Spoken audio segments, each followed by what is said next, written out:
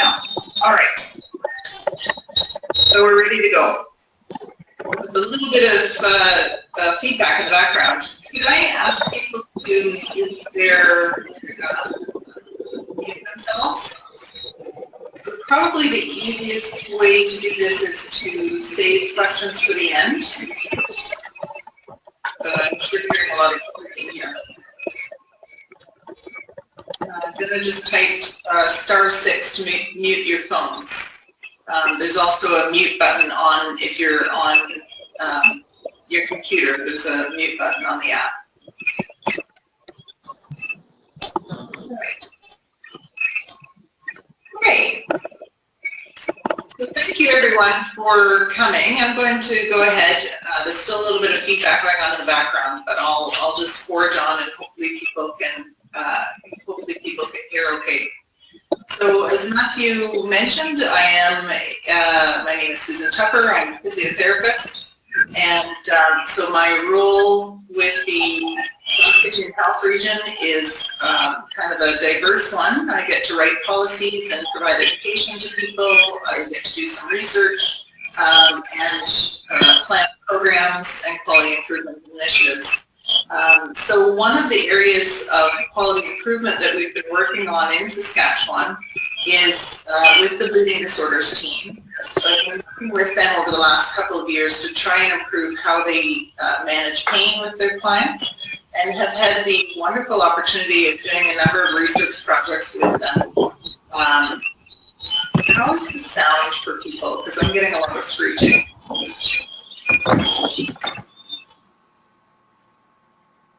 Oh, am I the one screeching? You're not. Okay.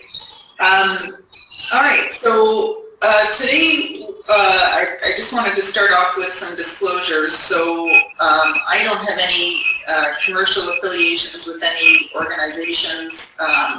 I did receive a speaker honorarium from Bayer for this webinar, and I'd like to thank Bayer for sponsoring this event, because it's a great opportunity for me to meet with you, and I'm hoping that you'll find some interest in the topic that I'll be presenting on today.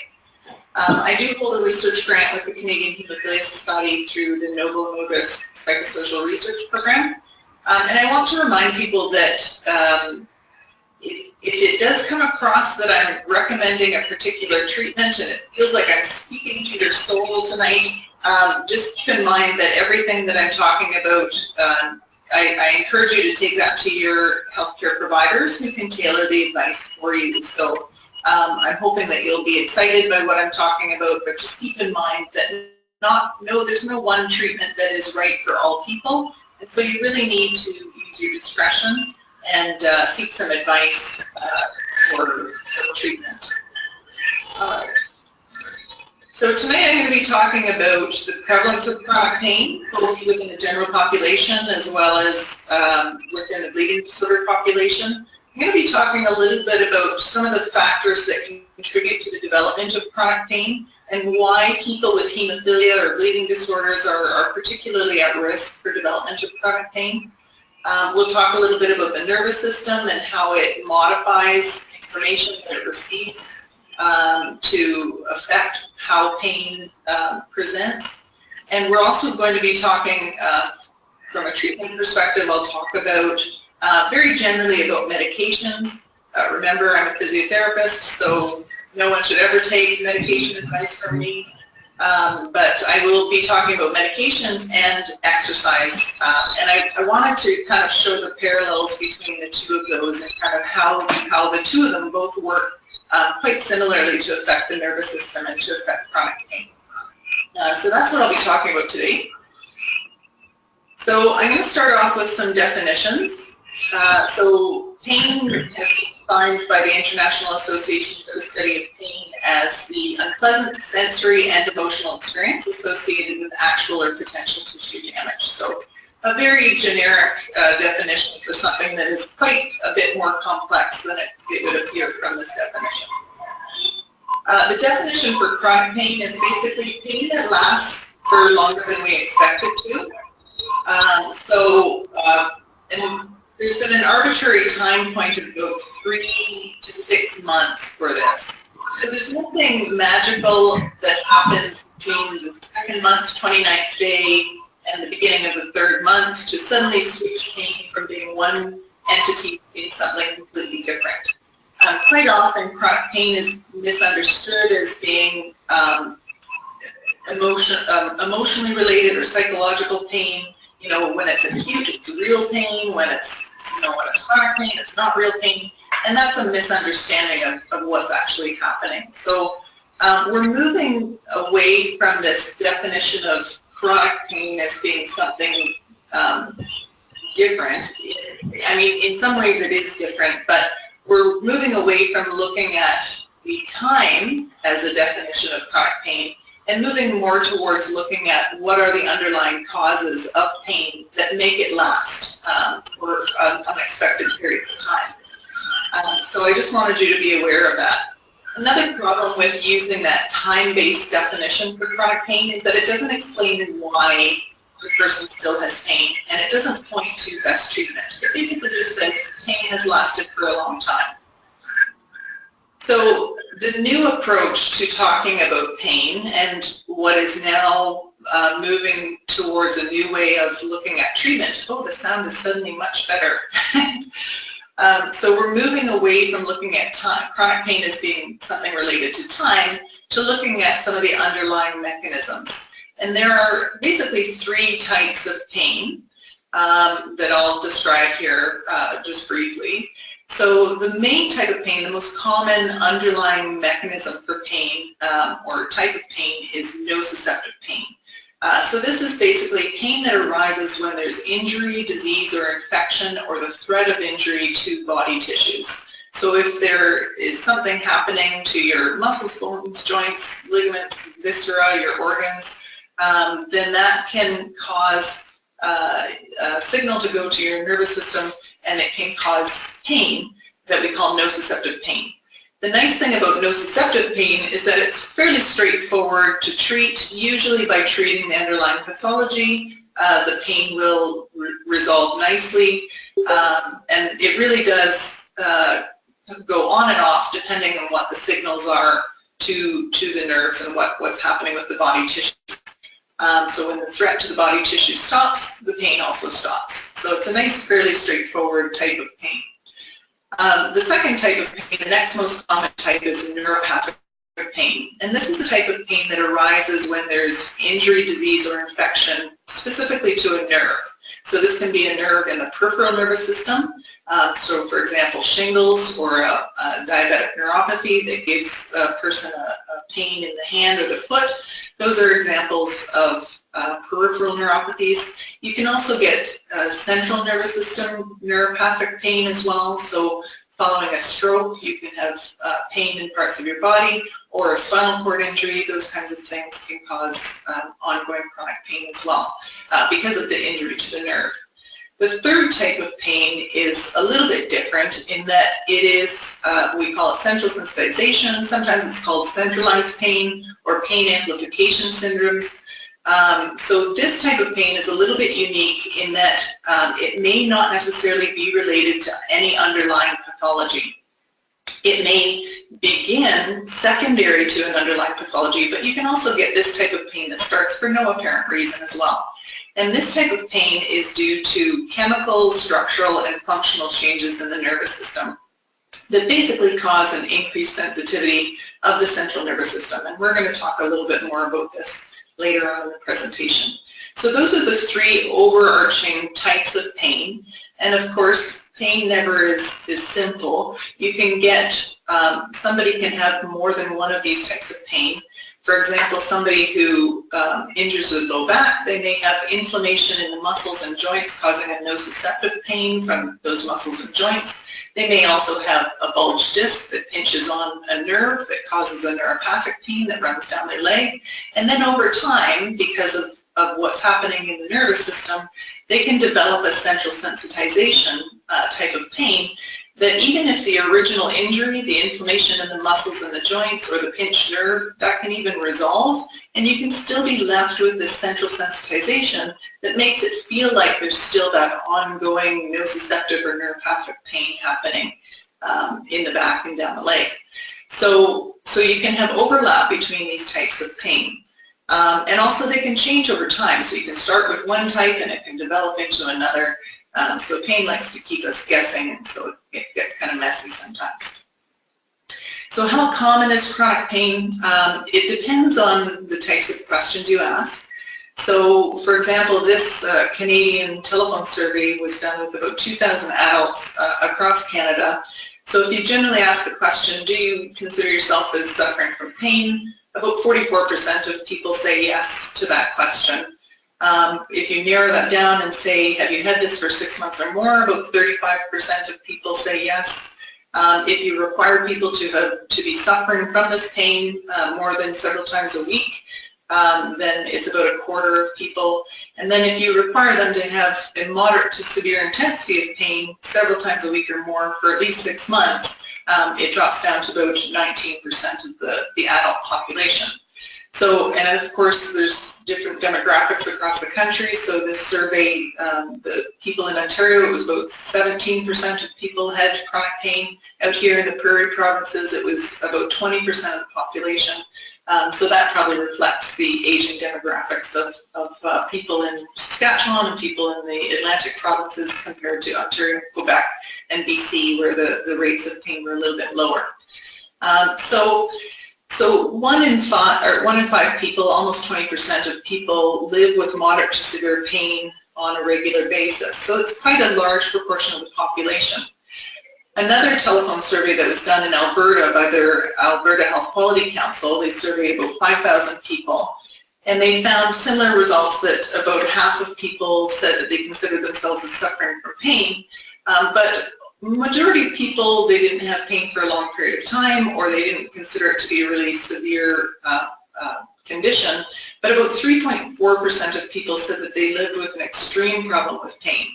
And this is probably an underestimation of the number of people that are really severely debilitated by their pain, because of course telephone surveys are a little bit biased that way towards people who answer their phones. And it doesn't reveal people who live in long-term care homes, for example, or people who don't have the capacity to answer the phone.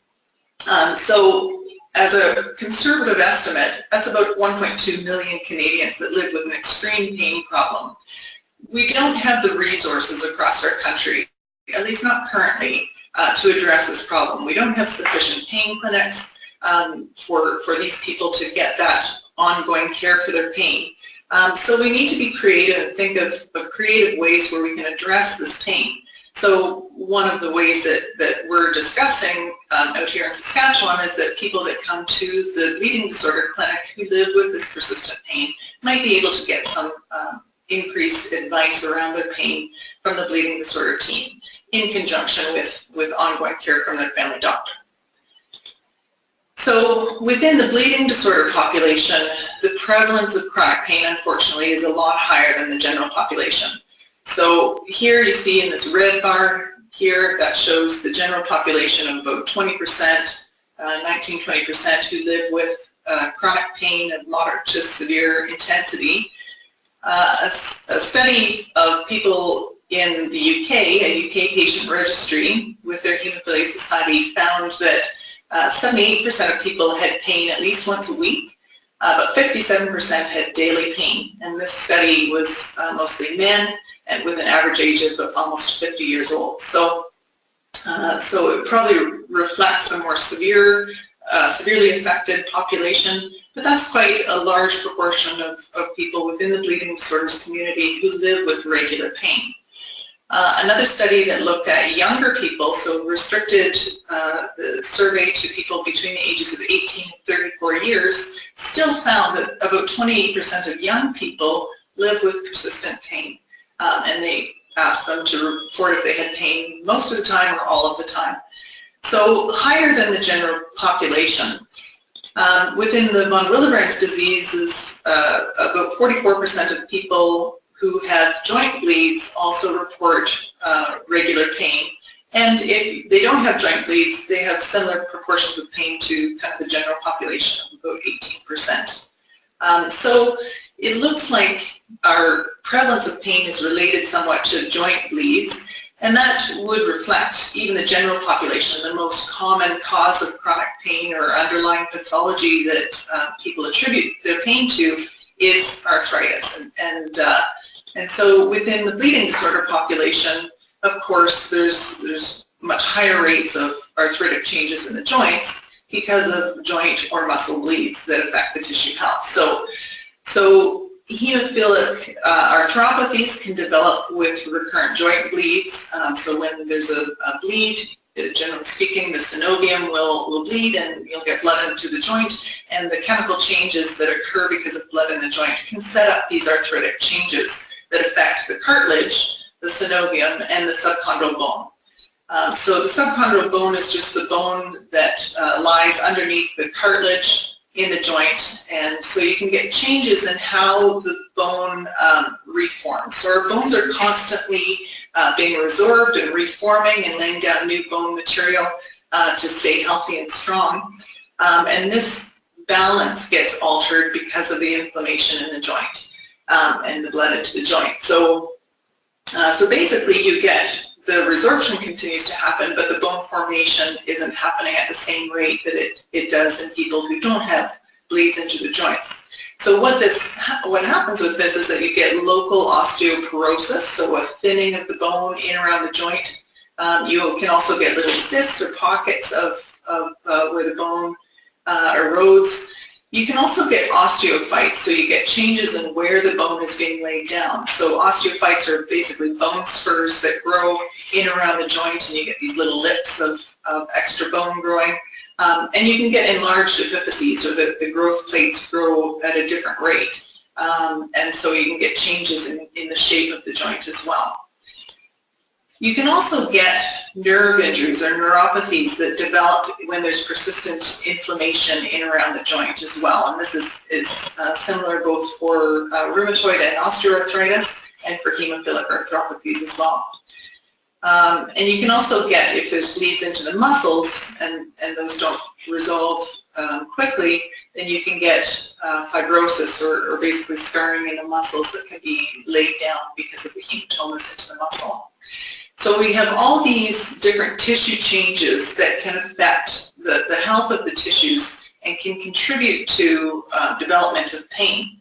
What's interesting though, so it's not really a question of why do people with bleeding disorders have pain. They've got lots of reasons to have pain. There's an estimate that about 90% of people, if they don't use prophylactic factor treatment, by the time they reach their 30s, about 90% of people with severe hemophilia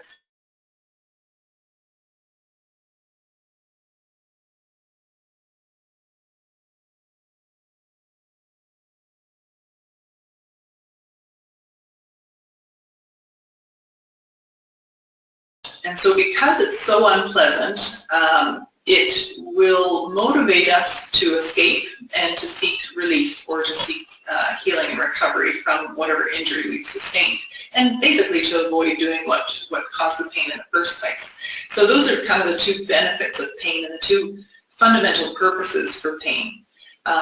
So there are a few different types of stimuli that will activate the system that leads to development of pain. So we'll talk about those for a moment.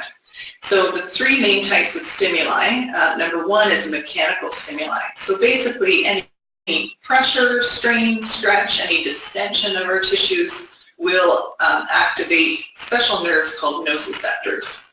Another type of stimulus that will activate these nociceptors are chemical stimuli. So that can be inflammation in a joint or in a body tissue, but it can also be a chemical irritant on the skin as well. The third type of stimuli that will trigger activation of these nociceptors are thermal stimuli. So if our tissues get too hot or too cold, then these nociceptors will say, that's not good, that's not healthy, and you need to move. So all of these types of stimuli will activate nociceptors, which may or may not end in pain, because there's a lot of other factors that go into the consideration of whether pain is a useful motivator for escape and relief. So the nociception, the nerves that run from the majority of tissues in our body, those nociceptors run up to the spinal cord where they connect with other nerves in the spinal cord that run up to the brainstem and brain. When I say the nerves connect, basically the one nerve ends, the next nerve, there's a little gap between them called the synapse. The nerve that runs from the periphery releases little chemicals called neurotransmitters that very quickly transfer across that synapse, and those neurotransmitters will cause that electrical signal to go in the nerve that runs along the spinal cord, and then there's other synapses there where the nerve in the spinal cord connects with nerves in the brainstem, and more connections, more neurotransmitters, and that goes up to about 20 different areas of the brain that are involved with processing information that may relate to the development of pain. So that's one direction. Information comes from the periphery, runs to the central nervous system of the spinal cord, the brainstem, and the brain, and where it is integrated with a whole bunch of other information that the brain is constantly receiving. So other information from other sensory organs, what we see, what we hear, what we smell, but also areas of our brain that are responsible for recalling past events. You know, have I felt this before? What happened then? Do I need to worry about this? So the emotional parts of our brain as well, and the recall, the memory of past events. And within split seconds, this information is processed and may or may not result in production of pain. So at the same time that the brain is integrating the information from our periphery, the brain is also sending signals to our brainstem and our spinal cord to either increase the amount of information it's receiving from the nociceptors or to decrease that. So the brain and brainstem will tell the spinal cord, I want more of that information, so it'll facilitate that delivery of information from the nociceptors, or it will inhibit that information and it'll shut down and desensitize the information running along the spinal cord up to the brain and brainstem. So the nervous system runs in those two directions. Basically, the information comes from the periphery, but the brain, with its processing, will either say, yes, that's important information for me, or no, I don't want to hear that right now. So it will modify and modulate the information that it's receiving. So I'll give you some common examples that you've most likely experienced that show how our nervous system can modify and modulate information from the periphery. So here's some examples of increased sensitivity. Probably the last time you experienced having a cold or a flu, you may have ached all over. Even your hair may have ached, and your fingernails hurt. Even though they don't have nociceptors, it just feels like your whole body is just achy, stiff, and sore, and doesn't want to move. So when we have these generalized infections, colds and flus, our nervous system is just kind of more sensitive. And so it perceives information that shouldn't be painful, like touching your skin or moving your arm. It will perceive that as painful, even though there's not any harm or tissue damage happening in your areas that are moving. Another example is anxiety. So the more anxious and fearful we are, the more sensitive our nervous system is, and the more it is able to amplify or facilitate that information coming in from the periphery. So at the other end of the spectrum, we can have reduced sensitivity of our nervous system thanks to the activity of our brain and brainstem. So for example, anesthetics are an example. You go for a surgery and you receive an anesthetic, which blocks some of the transmission of the information from the peripheral nerves to the central nervous system, so that you can be cut open and have your organs rearranged and or your joint replaced, and you don't feel it, which is fantastic. Another example is an athlete in a competition or in a game. They can be pummeled. If you think of a quarterback being sacked during a football game, if that kind of activity happened outside of the football field, it would probably be a lot more painful than it is when they're in a game and where it's within the normal context of being part of the game. So our nervous systems modify and modulate information thanks to a whole host of different factors that allow that information to be modified. One of the key ways that this information is modified is by changes in the number and types of neurotransmitters that are basically communicating from one nerve to the next. So there's a number of other things that are happening as well, but changes in the amount of neurotransmitters is kind of one of the key things that affect sensitivity of the nerves and nervous system. So with chronic pain, one of the things that's happening is basically you get this a change in the balance, so that you get this increased sensitization along the nervous system. And again, this is not the only thing happening in chronic pain, or the only reason why people have chronic pain, but it's what we think is one of the primary reasons. So the nervous system, the central nervous system in particular, can become extremely sensitized, so that things that shouldn't hurt do hurt. And pain no longer becomes a useful warning signal. So a lot of the reason why that happens is because of genetic vulnerabilities. At least half of, they think, the genetic researchers think, that about half of the explanation for this increased level of sensitivity in some people is because of the genes that they have that affect the types and amounts of neurotransmitters that are being produced, and the amount of inflammation that's being produced as well. So some people are just genetically really great at causing chronic pain or developing chronic pain, unfortunately. So of course there's a lot of other factors that play into this, but part of it is our genes, our underlying genetic profile. So that may explain why 90% of people with hemophilia, by the time they reach 30, if they haven't used prophylactic factor treatment, 90% of them have hemophilic arthropathies. But only about 57% of them live with regular pain. All right, so some of the changes that occur in the central nervous system to affect the sensitivity, of course, there's the chemical changes, so the changes in the types and amounts of neurotransmitters that are produced. So there are neurotransmitters that increase the amount of nociceptive signaling, substance P, glutamate, serotonin, 2A and 3A, nerve growth factor, and then there are other neurotransmitters that inhibit or reduce the sensitivity of the nervous system. So you get a change in the balance of these neurotransmitters that can create chemical changes in the nervous system that increase the sensitivity for people who live with chronic pain.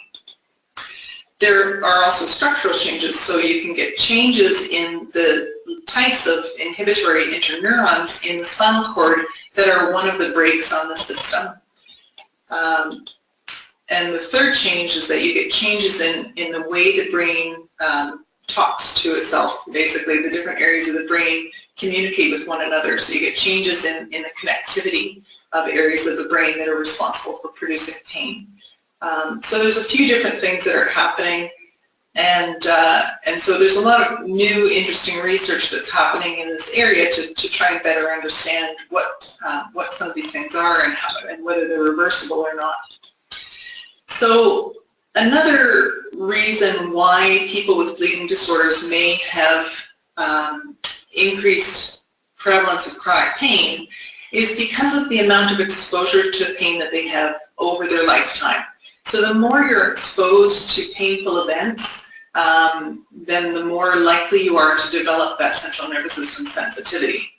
So one of the things that I've noticed in the past couple of years of working with the bleeding disorder team is some of the beliefs around pain, particularly that men with severe hemophilia have.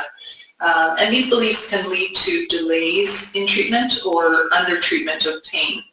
So for example, and some of these beliefs may be common for some of you in the audience as well, but people who've lived with pain for 40 years are kind of like, why should I bother complaining about it now? Or I've tried treating it, nothing seems to work, or you know what, I'm just going to wait until things are really unbearable or I can't stand it anymore before I seek treatment for my pain. Or there may be fears around addiction to some of the treatments, or the perception that the only treatment is medications, which isn't true. So some of those beliefs may lead people with pain who live with a bleeding disorder, it may lead them to delay getting treatment for their pain, or basically just to undertreat their pain. And that undertreatment of pain can sensitize the nervous system so that it becomes harder to treat the pain, basically. Another thing about bleeding disorders is that, particularly for people with severe hemophilia, they may have been experiencing pain since since they were young children as well, having bleeds into their muscles or joints, of course needles with infusions or blood draws to monitor the course of the disease.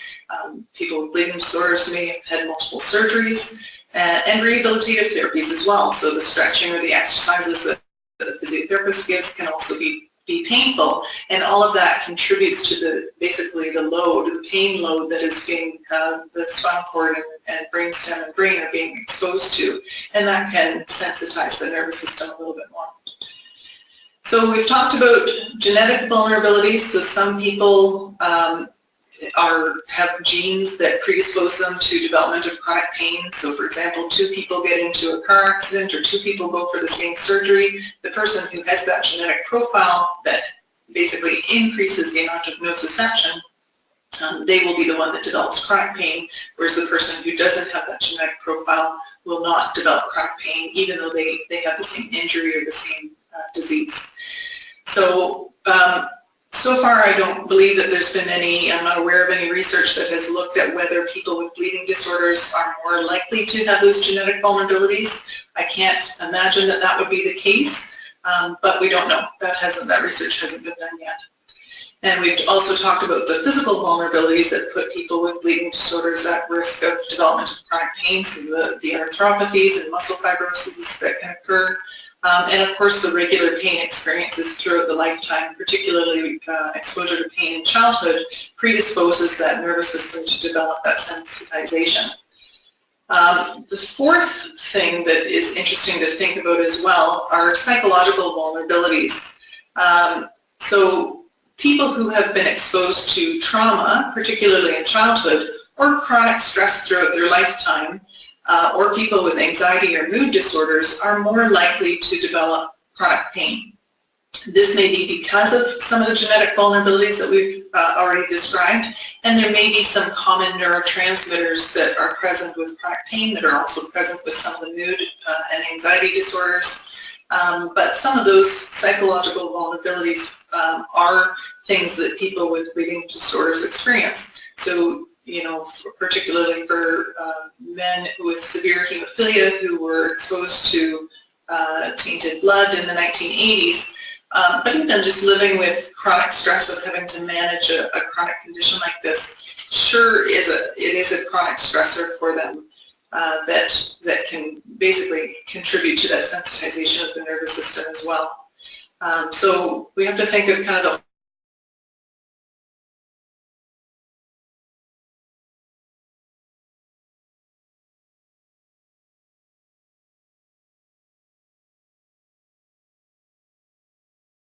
with some care and some monitoring of what's happening with the risk of bleeds as well. Another thing to point out too is that some of these medications work better for nociceptive pain, others work better for neuropathic or central sensitization types of pain, and so you have to match the type of pain with the right type of medication and then monitor the progress. So unfortunately, sometimes if there's not a lot of knowledge around the types of medications or the type of pain, there hasn't been a lot of work to go into identifying what type of pain someone has, or you just assume that the pain is an inflammatory, nociceptive type of pain, the prescriber may rely on a certain type of medication and not really explore whether some of these other types may help with the type of pain that the person has. So it's important to get some good advice on what type of pain you have and whether the medications that you're on are appropriate for the type of pain. So of course pharmacists and physicians, pain physicians in particular, are well versed in this and can provide that advice.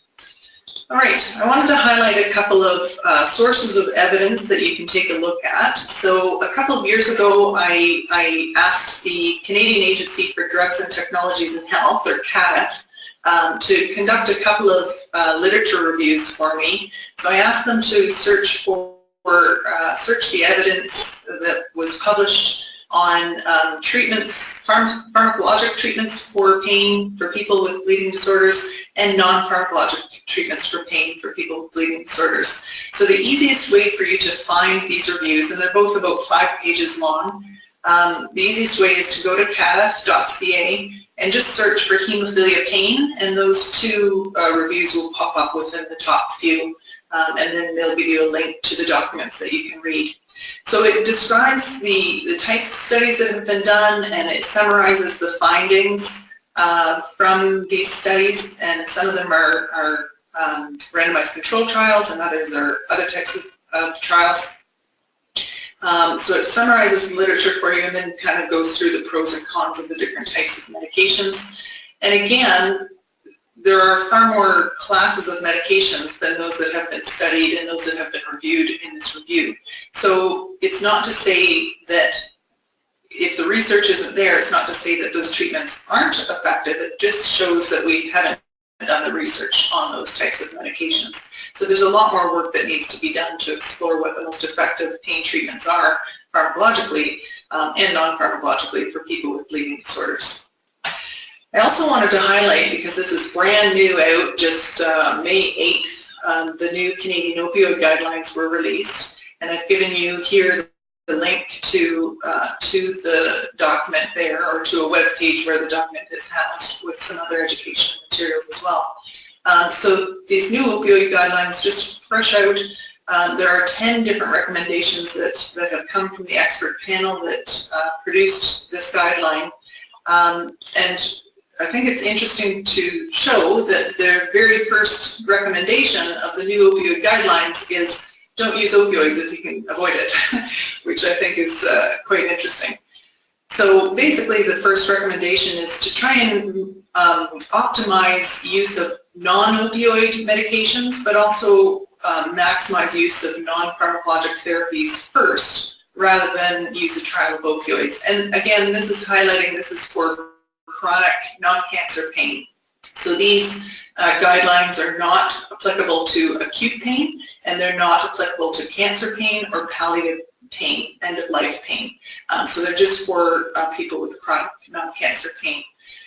So optimizing non-opioid medications and non-pharmacologic therapies first. Then they say the second recommendation is that a short trial of opioids may be appropriate if the other therapies have been ineffective, but there's a number of caveats to that recommendation of who may or may not be appropriate. So it's an interesting read to go through the recommendations. The third recommendation is if someone has an active substance use disorder, that opioids shouldn't be used because they present a risk for addiction. And the 10th recommendation is that if someone is on opioids and they're trying to taper them down and they're having challenges with that, that this individual should be referred to a multidisciplinary treatment program.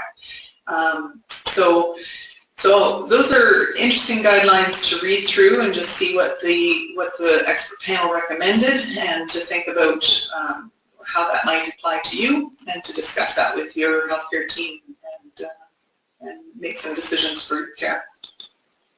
I also wanted to highlight a report that came out last November, I think it was. So that there's a lot of discussion coming around lately around cannabis, and particularly cannabis for pain. Now this document is related to the legalization of cannabis. It does talk about medical cannabis use, but it also talks about legalization for other purposes as well, and the regulation of how that's going to be monitored in our country. So lots of interesting discussion around this and kind of the parameters around it.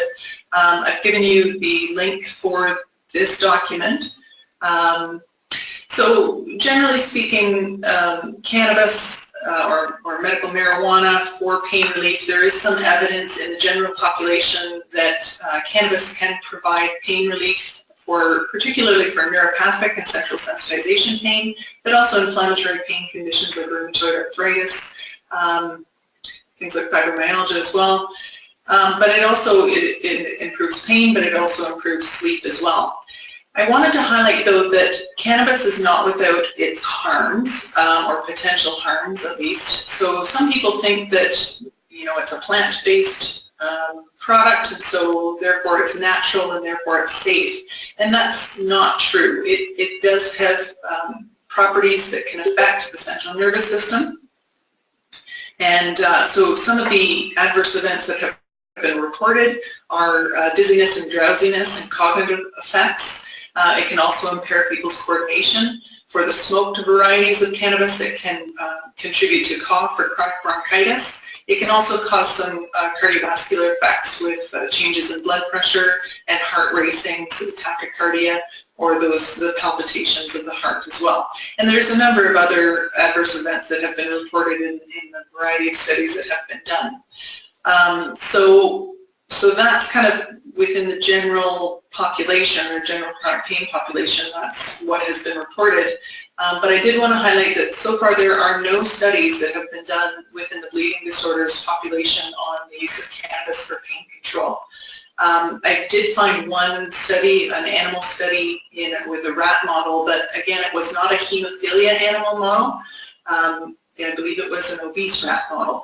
And they found that there's three main types of cannabinoids, and so two of those, THC and CBN, both inhibited the thrombin-induced clot formation in vitro, so in a petri dish, basically. In live animals, THC and CBN both reduced or slowed down clotting times. Sorry, not reduced, they slowed the clotting time so that they took 1.5 to 2 times longer in the group that received cannabinoids than the control group. So just some cautions around that. Not to say that cannabis may not be an effective treatment for pain relief in people with bleeding disorders, but we just don't have the research to know the efficacy or the safety of this. So if this is something that your healthcare provider is recommending for you, then you need to please make sure that you're monitoring carefully. I also strongly recommend, even though cannabis can be obtained not through legal means, and it's fairly easy to obtain, so I'm told, I do highly recommend that people go through their healthcare providers so that they get the appropriate monitoring, and they can work with the healthcare providers to just balance what other medications they're taking, because there are some risks with combining cannabis with some of the other medications that people may be taking. So you need to make sure that it is being considered a treatment option with an understanding of all the other treatments that are being received.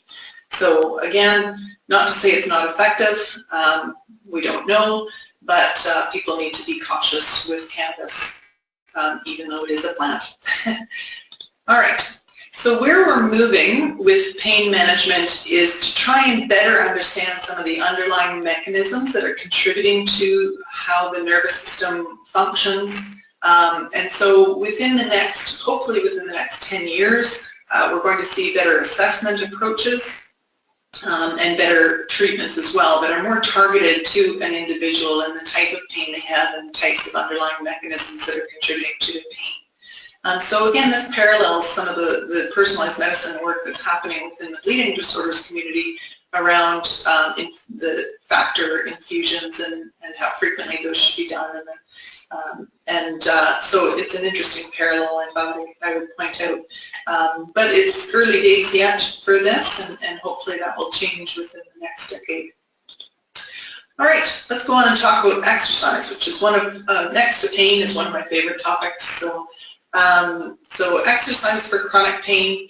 There have been hundreds and hundreds of randomized control trials looking at the effect of exercise on a variety of painful conditions, so everything from arthritis to fibromyalgia to migraines to everything in between. So generally speaking, the majority of people in these trials, and again, not every trial shows clear benefits, but the majority of trials show benefits regardless of the type of pain condition that someone has. So they can have an inflammatory or a degenerative musculoskeletal condition, a nociceptive type of pain, or a neuropathic pain, or central sensitization. So all the different types of pain and combinations of the three seem to benefit from regular participation in exercise. So the types of benefits, and of course these will probably be familiar to people. Of course you get the general health and well-being benefits and reduction in risk of diseases like cancers and obesity and arthritis. But you also get reductions in pain and improvement in physical function, sleep quality, cognitive function, quality of life, independence, and mood benefits as well. So lots of diverse, broad benefits from participating in exercise. So let's talk a little bit about why that is. First of all, let's talk about the evidence for exercise for people with bleeding disorders. So this Cochrane review that was done by Karen Strike and her colleagues that was published last year is an excellent review of kind of the key studies on exercise for people with hemophilia. So what the Cochrane review is, a very rigorous type of systematic review. And a systematic review is a type of study where the researchers kind of pull together, they screen all of the published studies that have been done on a topic, and they kind of sort through them and screen through for the really the best evidence. And they try to pool the evidence and see overall with all of these studies what is the consensus of these reviews. So it's kind of considered the top level of evidence for summarizing research. So the main findings, they ended up only being able to include 8 studies that met their criteria for inclusion in this review. So only a total of 233 men that were in the study, and they ranged in age from 8 to 49 years. So quite a diverse group that was included in all of these 8 studies, and it included people with hemophilia A and B. Again, each of the 8 studies had kind of a different protocol for the exercise, and so the interventions varied quite a bit. And the interventions were compared to quite different comparator groups. Some compared exercise to nothing, some compared exercise to a non-exercise control group, and so there were a lot of variabilities, and other ones compared exercise to one type of exercise to another. So lots of differences in how the studies were conducted. They ranged in duration, so people exercised for 4 weeks all the way through to 12 weeks. And the types of exercises were different as well. Some included anaerobic, dynamic, or isometric strengthening exercises. Others included aerobic exercises like cycling or running or walking on a treadmill. Some were water-based exercises as well. So none of the studies reported adverse events, which isn't to say that there were no adverse events. It's just what they were monitoring didn't show up, or you know, they may not have monitored all the types of potential adverse events. So some adverse events may have been missed. There were no reports on the effect of exercise on bleed frequency, so I thought that was kind of interesting as well. However, overall, among these 8 studies, there were positive outcomes from exercise compared to all the other comparator groups. So the benefits were in pain as well as joint health. So exercise improved the health of joints, improved range of motion, balance, and walking, and tolerance and muscle strength. So some of the fitness factors as well.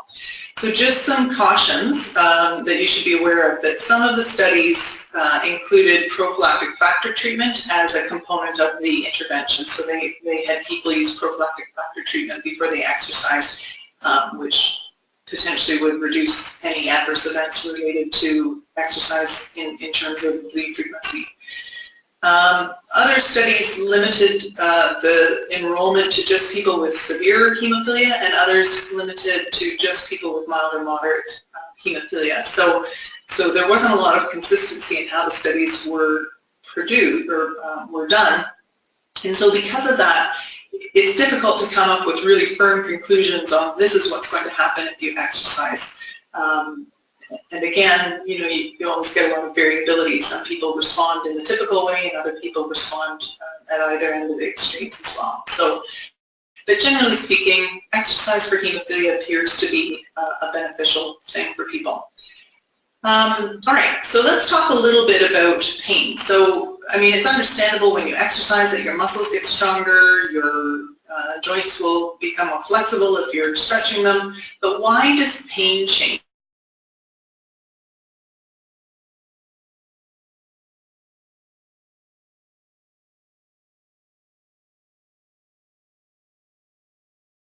While you're exercising and for a short period of time afterwards, where your nervous system becomes less sensitive to pain. So you're protected against pain when you're exercising. So the title for this, of course, we like to make big titles. The title is Exercise-Induced Hypoalgesia, hypo meaning less and algesia meaning pain sensitivity.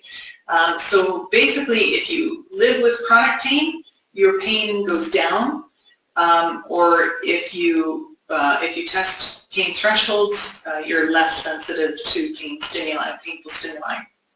And typically, this is a 20 to 50% decrease in pain or pain sensitivity. And there's a number of different protocols that have been used to demonstrate this. So aerobic exercise for about 5 minutes, not a long period of time, at about 70% of the maximum aerobic capacity. So huffing and puffing, but not exhausted with that for 5 minutes. And you'll get about 30 minutes after you exercise of kind of this protection against pain. And then it kind of, the effect diminishes after that. You also get this effect with resistance exercise. So you get with about a 3-minute isometric contraction, which means you're holding a contraction with your elbow flexion or with your even the grip, only at about 25% of your maximum contraction capacity, and you'll get this exercise-induced hypoalgesia, but it only lasts for a few minutes after a resistance exercise. So different types of exercise will elicit this response. And but again, it only lasts for a brief period of time, usually while you're exercising, and then for a brief period of time after you're done. So what is causing this? So this exercise-induced hypoalgesia effect, the mechanism that has been most often studied is your body's own production of opioids or morphine. There's a number of different types of opioids, but you may have heard the term endorphins. So your body produces its own opioids. It has its own system of receptors throughout the tissues that respond to the body's own production of opioids. And basically that's how the opioids that you take, the morphine or the fentanyl patch or Dilaudid, whatever type of opioid medication that you're taking orally, works on your body's own system of opioid receptors. And that's how those medications work. So when you exercise, your body produces its own endorphins or its own opioids that help to reduce pain and pain sensitivity while you're exercising. But that's not the only thing. So what they found is that you can block this EIH response by giving someone an opioid blocker, so an antagonist. So the things like naloxone that block opioid receptors can block this exercise-induced hypoalgesia effect. But with certain types of exercise programs, you can't reduce all of it by giving somebody naloxone. So there are other mechanisms at play, and the ones that have been found so far are endocannabinoids. So yes, your body produces its own heroin or morphine, opioids, but it also produces its own endocannabinoids or cannabis. So yes, we've got quite fantastic systems within our body. And again, the cannabis medication that you might take works on your body's own system of receptors, and that's how it works. But again, exercise produces endocannabinoids. With exercise, you also get an inflammatory response. So when our muscles contract, contracting skeletal muscle, you get production of a protein called interleukin 6, or IL-6. So this is a pro-inflammatory protein or pro-inflammatory cytokine that is an inflammatory protein, but it's one of those ones that your muscles contract, the IL-6 distributes itself throughout your body, and it sets up, it helps to initiate the release of anti-inflammatory proteins throughout your body that basically wherever you started with, you get this spike in inflammation with exercise, but then it reduces down to a level that's lower than the amount of inflammation you had in your body before you started exercising. So you get this brief period of increased inflammation followed by reduced inflammation throughout your body when you exercise. And so after you exercise, you have this longer period of time where you have an increase in the anti-inflammatory cytokines that are being circulated throughout your body. Another thing that happens when you exercise is that you get changes in those neurotransmitters that modulate nociception. So nerve growth factor, brain-derived neurotrophic factor, basically the ones that sensitize your nervous system, you get less of those being produced. The ones that calm down your nervous system, you get an increase in those being produced. So the whole balance of neurotransmitters shifts somewhat while you're exercising to basically reduce the sensitivity of the nervous system. So if you could think about an optimal polypharmaceutical cocktail that you could create for somebody who has pain, you might throw in some opioids and some cannabis and some anti-inflammatories and some medications that settle down the sensitivity of the nervous system, like antidepressants or anticonvulsants. So you could put those all together and give those to somebody to manage their pain, but you also get this when you exercise for a short period of time. So there are some interesting parallels between the medications that we take and the exercise that we do that affect pain. Over the long term, you get changes in the genes that basically that produce or code for the production of neurotransmitters that affect the sensitivity of the nervous system, as well as genes that affect inflammation. So if you are a regular exerciser, over the long term, your body will change its genetic expression, basically, so that you are producing more anti-inflammatory cytokines, less of the pro-inflammatory cytokines, and you're producing more of the neurotransmitters that calm down the nervous system and less of the neurotransmitters that sensitize or amplify nociceptive signaling. So you get this fantastic shift when you're a long-term exerciser to settle down the sensitivity of the nervous system. So some exciting newer research that's coming out around biomarkers or changes in genes related to exercise, or the epigenetic effects of exercise. All right.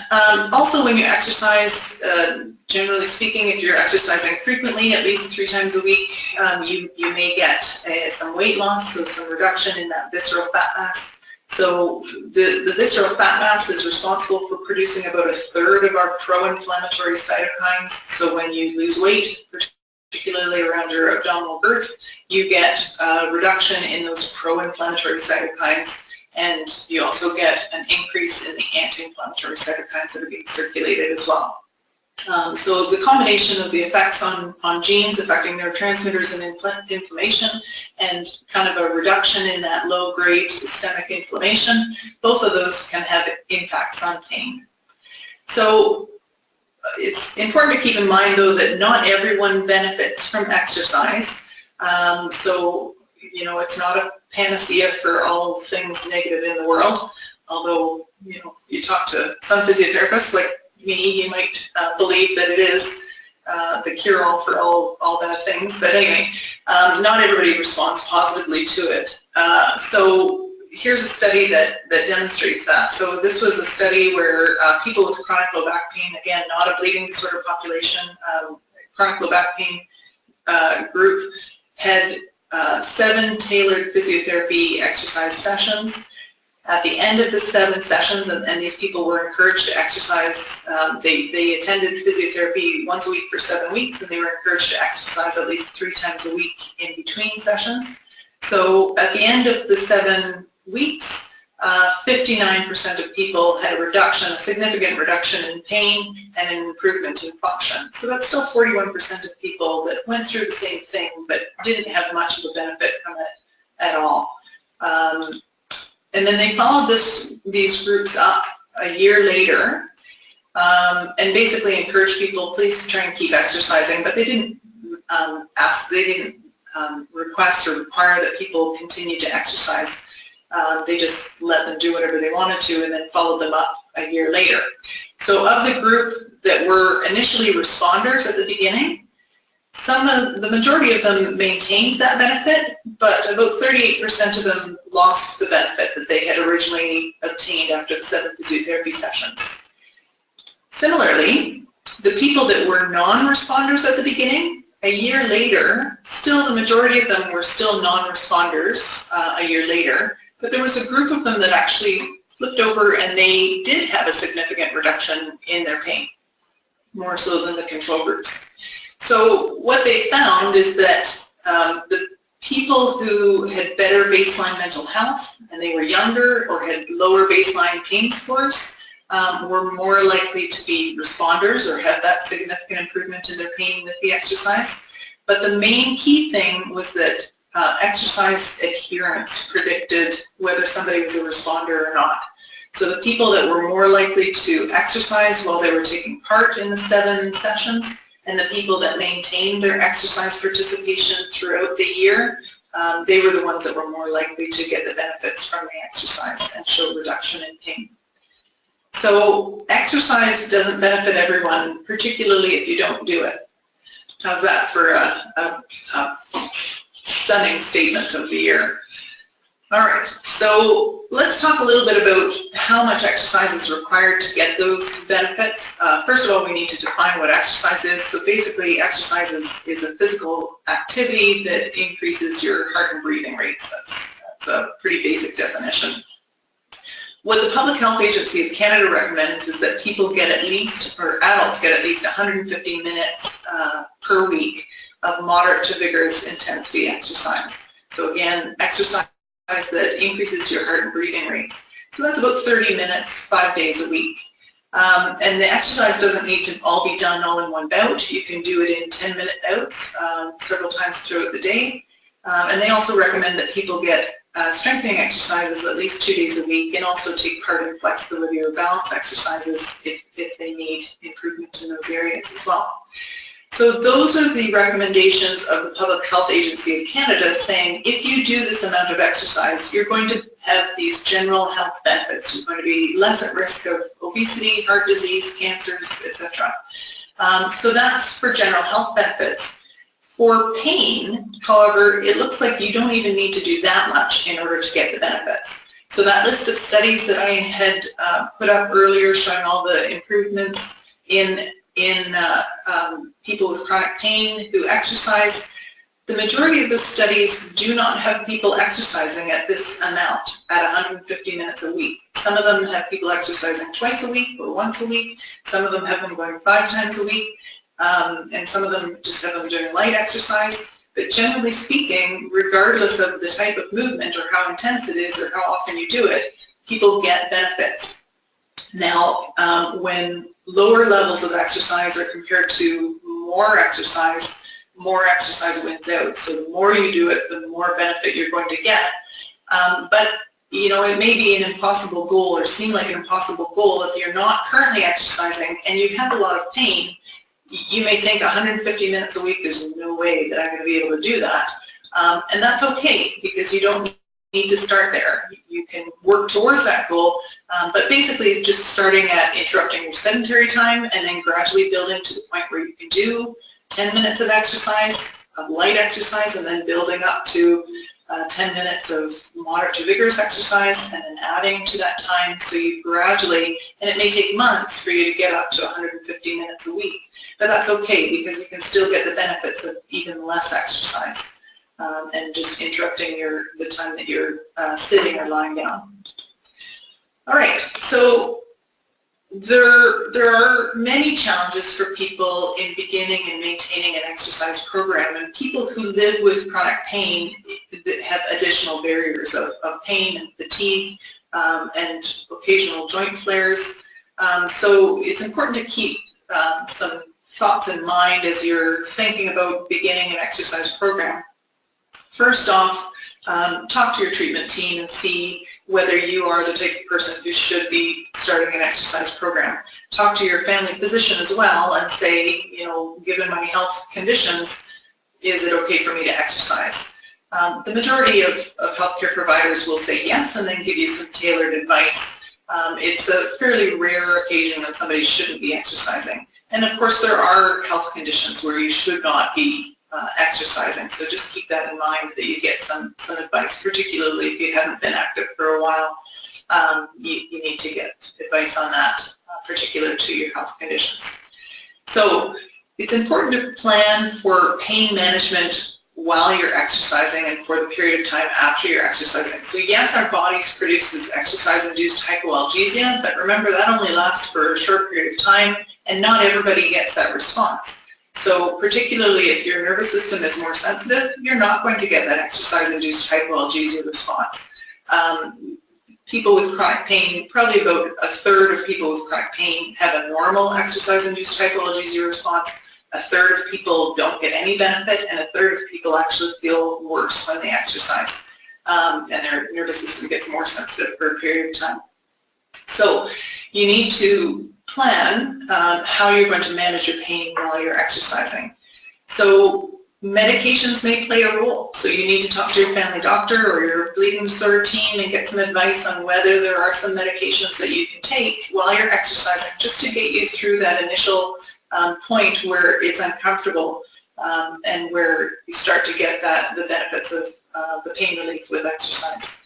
There are many psychological coping strategies as well, so deep breathing and mindfulness are a couple of examples of things that people can do while they're exercising and afterwards to minimize some of the discomfort that may be happening. Even basic distraction, right? So if you're on a recline bike and you've got your playlist of music playing through your phone or you're on the TV or something like that, then that distraction can help to reduce some of the discomfort related to the exercise. There are also physical strategies like using cold packs or compression bandages or splints or braces that can help protect your joints as well. Or things like transcutaneous electrical nerve stimulation, devices that put a little electrical signal into your nerves that helps to block some of the nociceptive signaling. So for some of these strategies, you can talk to your physios and get some specific advice on what might work for you. So you should also plan gradual progressions and a gradual build-up of your exercise tolerance. You don't want to think, okay, exercise is good for me, I'm going to just go out and do it, and I'm going to do what I did when I was 20. That's not good, because that will probably cause an injury. So you want to build up very slowly and gradually, and so you're building up your strength and your flexibility. And know what your limits are. Pay good, close attention, particularly in the beginning, well, really all the way through your exercise. Pay attention to what your body is telling you. Keep in mind that all movement is good. You don't need to push yourself to the extremes. You can be happy with just doing a moderate level of exercise instead of thinking that the only good exercise is to take the next sweat. That's not true. All movement is good. And you should also talk with your treatment team to see if you should be taking prophylactic factor in order to prevent a bleed with the exercise. There's also some thought too around, really aggressive or compressive exercises, ones that have, jogging and things that are jarring for the joints may not be the best for people who have frequent joint bleeds. So again, talk to your treatment team about that and see what types of exercise are recommended for you. Good advice though is you need to do something that you enjoy. So that's kind of the first key thing, but making sure that hopefully you can get a range of different strategies and enjoy things that are safe for your joints as well. You also need to prepare for relapses as well. So you need to have a contingency plan so that you can continue exercising if you get a bleed or a flare of your arthropathy pain. So what I mean by that is that if you have a bleed in your knee, for example, or your ankle, you may need to change your exercise program so you give that joint time to rest, but you still are able to maintain some amount of exercise in the rest of your body. And again, you may need some specific advice from your treatment team on this. So here's my example is I really enjoy doing yoga. However, if I get a head cold and my sinuses are all stuffed up, I don't like bending forward with yoga. So, because that just makes your head feel like it's going to explode. So if I get a head cold, then I need to do something else. I need to go for a walk, or I need to change the yoga practice so that my head doesn't tip down and give me a headache. So you need to think of ways that you can modify things so that if you do come into these, encounter these barriers of having a bleed or having a flare, that it doesn't shut you down for 2 weeks, that you still maintain some level of exercise, knowing that You don't need to exercise your joint that has the arthropathy in it in order to get benefits throughout your whole body that will reduce your pain.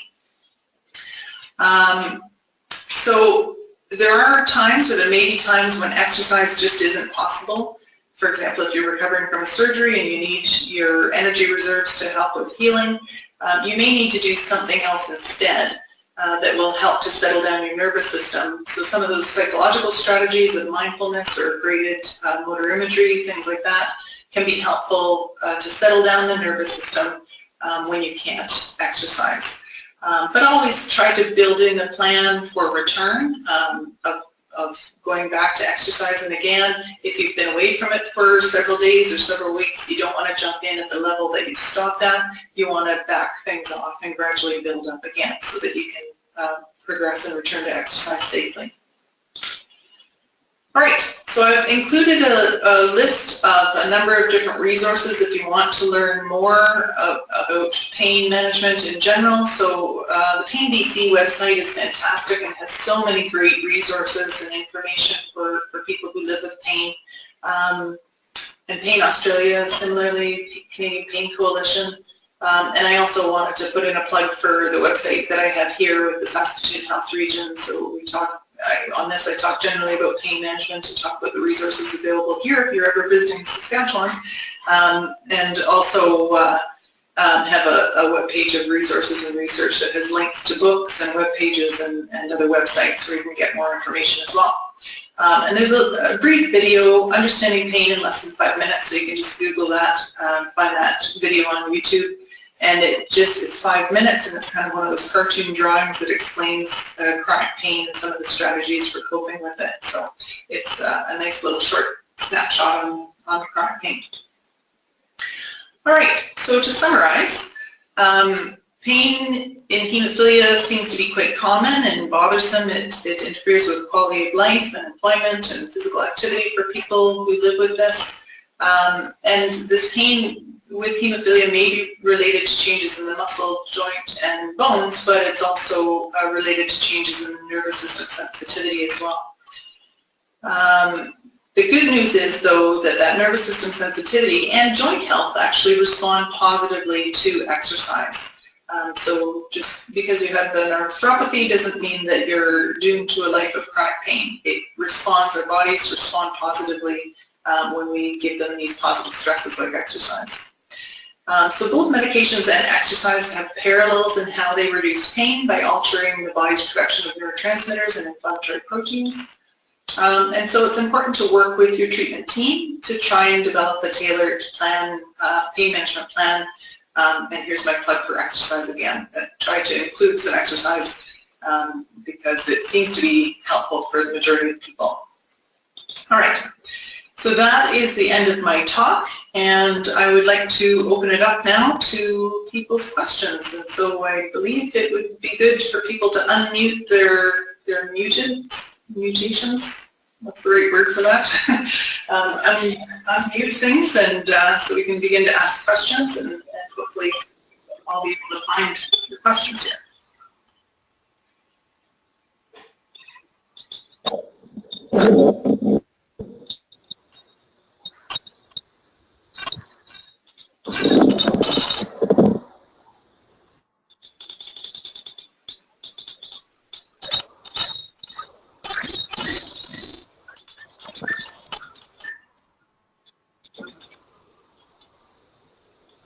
If you've got a question, you can go ahead and chat. Use the chat box to type it. If you're not able to unmute,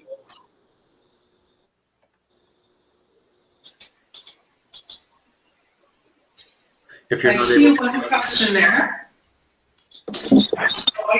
I can read this one question here. So the question is, I often feel better during exercise, but stiffen up and feel awful 60 minutes or so after. And I know I need to keep everything moving, but the pain after is somewhat a deterrent. So that's true. So that's a very common experience. So you're describing perfectly that exercise-induced hypopalgesia, so it's fantastic that you're getting that response, that things feel good while you're moving, but then you get that kind of that after effect, where you may be still in that phase where you have the increased pro-inflammatory cytokines that are kicking up that inflammatory response, and you haven't yet gotten into the phase where you have those anti-inflammatory cytokines kicking up. So there's kind of this timing fluctuation where things might feel worse for a bit. So you can try a few different things. So part of it may be just modifying your exercise regimen to see if you can adapt it somewhat so you don't quite have so much discomfort afterwards. You can also time your pain relief as well. So again, I listed a number of common strategies of medications or psychological or physical strategies to manage pain. So you can look at trying some of those strategies after you're finished exercising, just to see if that kind of eases some of that discomfort as well. So again, I encourage you to talk to your family doctor or talk to your treatment team and see if they can provide some specific advice for you, because I can't, not knowing you or not being able to assess you, I can't give you that advice over the webinar, but that's one of the things that you can do. So two things you can do. Number one, see if you can modify your exercise program so you don't get quite that negative kickback effect afterwards. And number two, trying to add some preventative pain treatment after you exercise. So hopefully that answered your question. Keep in mind too that as you continue to exercise, that will change over time. So for the first little bit of doing an exercise program, you'll have more of that, where you have more discomfort after you exercise. And typically, people that I work with say that it's more extreme within the first 2 weeks of starting an exercise program, and then it kind of tapers off somewhat, where you get more of the pain relief and less of that kickback effect afterwards. And then gradually, as you build up your exercise tolerance, you'll have less of that as well. So I encourage you to keep going, but try and manage the pain or adapt things if you can to try and reduce that negative effect.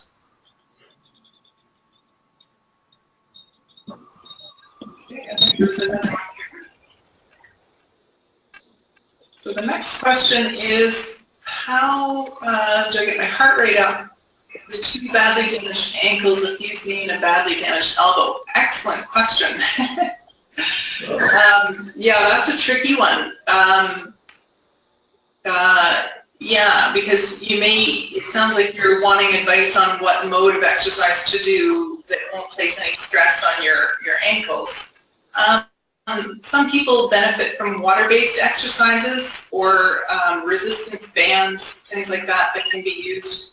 Again, it's hard for me to give you specific exercise advice over the webinar, not knowing you. So do talk to your treatment team and see what they recommend. So the nice thing about using the arms as an exercise mode is that your exercises to your arms will always increase your heart rate a lot faster than exercises to your legs. For whatever reason. There are good reasons, but I'm not going to get into that right now. So doing things that engage your arms and use your muscles of your arms will elevate your heart rate nicely. So again, you can try and tailor the exercise or do something that engages your whole body, like a swimming exercise, or you can target your exercises to a particular part of the body, trying to elevate your heart that way. Again, recline bikes tend to be a little bit more protective than more weight-bearing exercises. Sustained positioning too, so you can find a position that is not placing strain on your joints, and just maintaining a sustained balanced position can sometimes be enough to elevate your heart rate as well. But do get some advice, specific tailored advice on the exercises that can engage that cardiovascular effect for you. Great question. Any others?